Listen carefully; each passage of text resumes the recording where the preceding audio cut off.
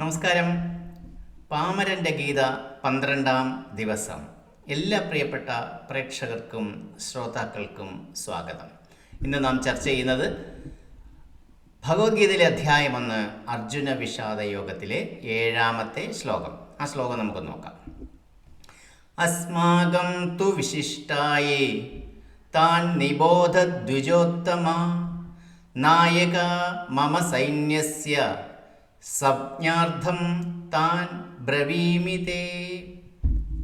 ഇപ്പം നമ്മൾ കഴിഞ്ഞ എപ്പിസോഡുകളിൽ കണ്ട 4, 5, 6 ശ്ലോകങ്ങളിലായി പാണ്ഡവ പക്ഷത്തെ മഹാരഥന്മാരായ 17 യോദ്ധാക്കൾ, യുദ്ധവീരന്മാരെ കുറിച്ചാണ് ദുര്യോധനൻ ദ്രോണാചാര്യരോട് പരാമർശിക്കുന്നത് അല്ലെങ്കിൽ വിശദീകരിക്കുന്നത്.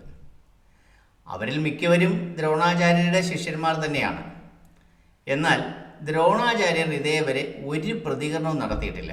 അദ്ദേഹം മൗനം ദീക്ഷിക്കുകയാണ് എന്നതും നമ്മൾ ശ്രദ്ധിക്കണം.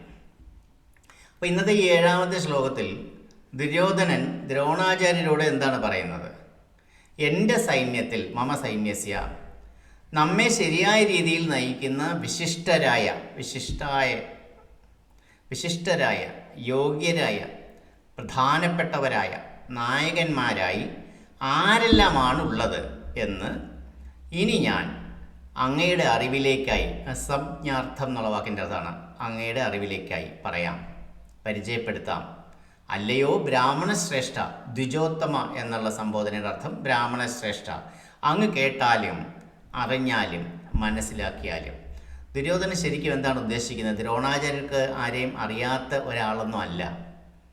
അപ്പോൾ കഴിഞ്ഞ 3 ശ്ലോകങ്ങളിലും പാണ്ഡവപക്ഷത്തെ പ്രമുഖരെക്കുറിച്ച് പറഞ്ഞു. ഇനി ഞാൻ കൗരവപക്ഷത്തെ ആൾക്കാരെക്കുറിച്ച് പറയാം എന്നാണ് പറയുന്നത്. കൗരവപക്ഷത്തെ ആൾക്കാരെന്ന് പറയുമ്പം അസ്മാകം തു എന്ന് പറയുന്നുണ്ട്. അസ്മാകം തു എന്ന് പറയുമ്പം നമ്മുടെ പക്ഷത്തെ എന്ന് പറഞ്ഞാലും ശരി. മറ്റൊരു വാക്ക് അവിടെ ശ്രദ്ധിക്കേണ്ടതുണ്ട്, മമ സൈന്യസ്യ, എൻ്റെ സൈന്യം.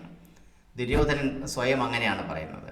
അപ്പോൾ എൻ്റെ മക്കൾ എന്നൊക്കെയാണ് ധൃതരാഷ്ട്രർ കൗരവരെക്കുറിച്ച് എപ്പോഴും പറയുന്നത് നമുക്കറിയാം. ആ ഒരു സ്വാർത്ഥതയുടെ ലക്ഷണമാണത്.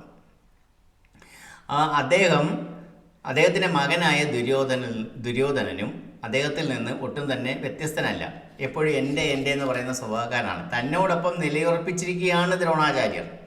അങ്ങനെയുള്ള ആചാര്യനോട് സംസാരിക്കുമ്പോൾ പോലും നമ്മുടെ സൈന്യം എന്ന് പറയാൻ താൻ പോരുമയുടെയും അഹന്തയുടെയും പ്രതീകമായിട്ടുള്ള ദുര്യോധനൻ കൂട്ടാക്കുന്നില്ല. പകരം എന്താണ് പറയുന്നത്?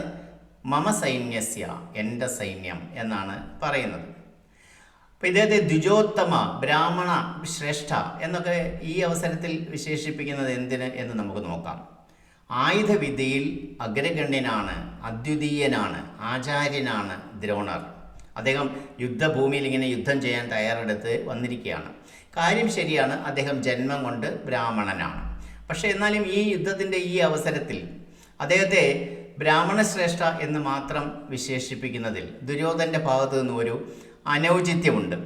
ഇത്തരത്തിലുള്ളൊരു അനൗചിത്യം ഉണ്ട് എന്ന് അറിയാതെയൊന്നുമല്ല ദുര്യോധനൻ അദ്ദേഹത്തെ അങ്ങനെ സംബോധന ചെയ്യുന്നത് എന്ന് നമ്മൾ മനസ്സിലാക്കണം.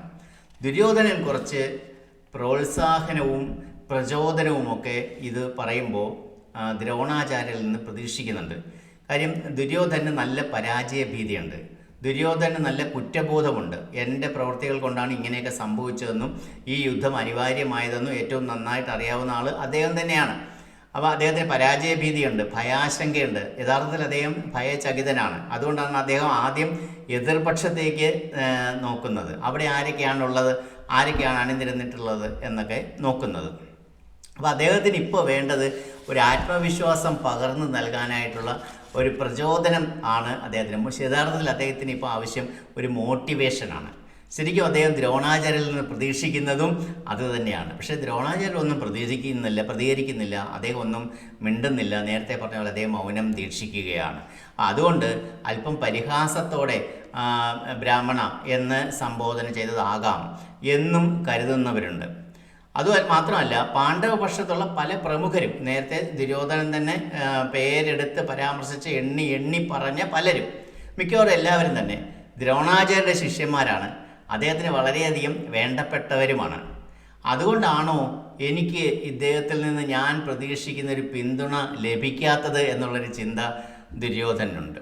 അപ്പം വാസ്തവത്തിൽ ദ്രോണർ ദുര്യോധൻ്റെ പക്ഷത്ത് ഉറച്ചു നിൽക്കുകയാണ്.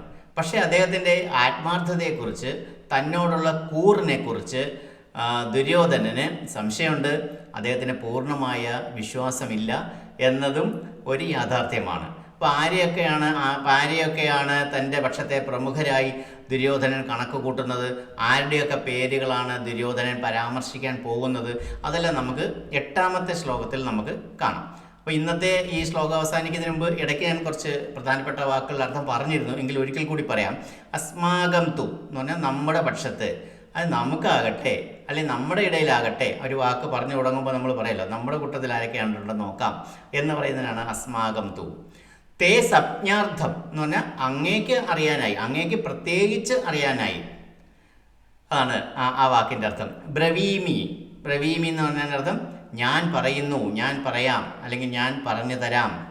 താൻ നിബോധ എന്ന് പറഞ്ഞാൽ അവരെ അറിഞ്ഞാലും, അവരെ പറ്റി അങ്ങ് അറിഞ്ഞാലും അങ്ങ് മനസ്സിലാക്കിയാലും.